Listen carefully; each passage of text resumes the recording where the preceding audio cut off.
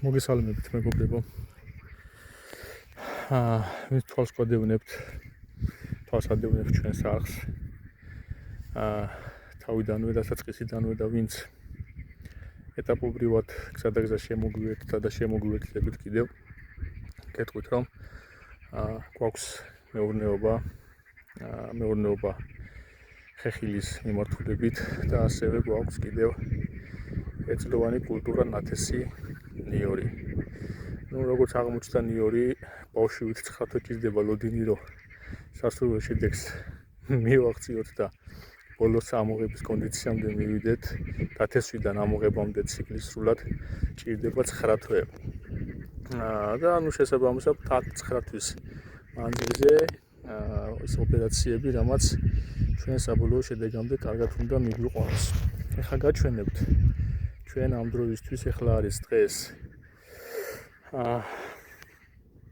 29 მარტი 2026 წლის 29 მარტი და გაჩვენებთ რა მდგომარეობაში არის ჩვენი ნათესი და მე დაუბრუნდები ასევე ატამს.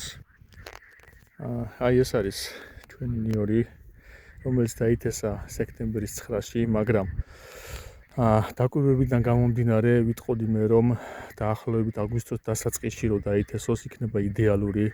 არც ეს არ არის ცუდი შედეგი ახლა ჩვენ რაც გვაქვს და მივიღეთ დაახლოებით 1 ჰექტარ ფართობზე გვაქვს გაშენებული ეს ნათესი და მოვლა პატრონობიდან გამომდინარე მივიღეთ საკმაოდ კარგი შედეგი, აი ასეთი ძირები აქვს ჩვენს ნიოს. ნახეთ დაახლოებით წერან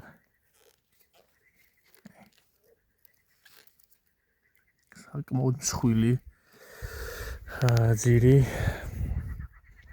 და დაახლოებით თვენახევარი გვაქვს დარჩენილი ამოღებამდე. ხა მას მიეცემა კიდევ კვება სასუქის სახით ასევე ფოთლიდან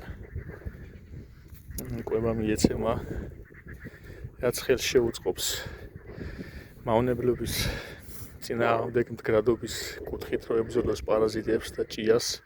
ჭია მიეცემა ასევე ფესვიდანაც და ასევე ფოთლიდანაც და მიეცემა მკვებავი.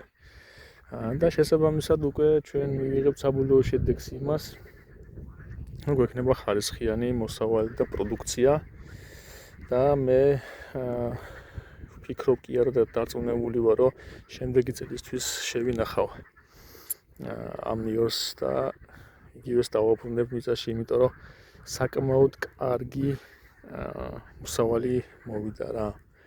აი საკმაოდ კარგი და ფასიც შესაბამისად ექნება იდეალური, მე ამაში დარწმუნებული ვარ და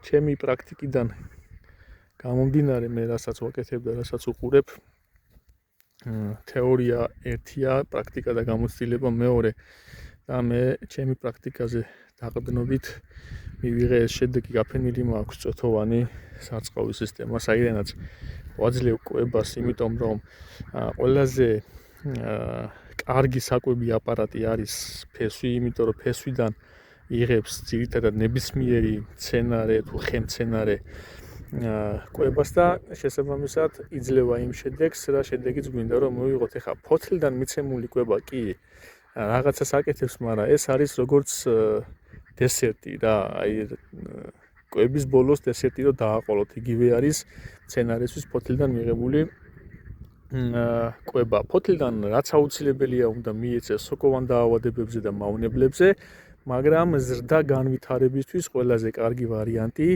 არის რომ მიეცეს ფესვიდან კვება. შესაბამისად შედეგსაც დაინახავთ უკვე ნახეთ 50-60 სანტიმეტრი მაქვს ნივრიდან ნივრებს შორის ინტერვალი, ანუ გულს რო ვეძახი და ფაქტიურად უკვე გადაბმული აქვს რა. და ამან თვენახევარში ეს იმხელა გახდება რომ დაახლოებით მუხლზე ზევით ამოვა თვითონ ეს მწვანე მასა და უკვე დაიწყებს ნელ-ნელა ძირის და თავის ბოლქვის ფორმირებასაც. დრო და დრო დაგიბრუნდებით და შეგახედებთ თუ რა მდგომარეობაში გვექნება ჩვენი მოსავალი. ახლა ვაკეთებთ მარგულით სამუშაოებს, იმიტომ რომ უამინდობის გამო ძალიან წამოვიდა ბალახი დაახლოებით 2 კვირის განმავლობაში ფაქტიურად ისეთი იყო მიწა, რომ ვერ შემოვიდოდით ჩვენ და ვერანაირ ოპერაციას ვერ ჩავატარებდით და გამომდინარე აქედან მივიღეთ ის შედეგი, რომ გვიწევს ახლა ხელით მარგულად და თოხით მუშაობა, მაგრამ ნუ სხვა გზა არ აქვს რა. რადგან გვინდა მოსავალი მივიღოთ, შესაბამისად ის ჩვენი წვალებოდა შრომაც უნდა ჩავდოთ. ამ ეტაპზე დაგემშვიდობებით და დაგიბრუნდებით შემდეგ ახალი ვიდეოებით.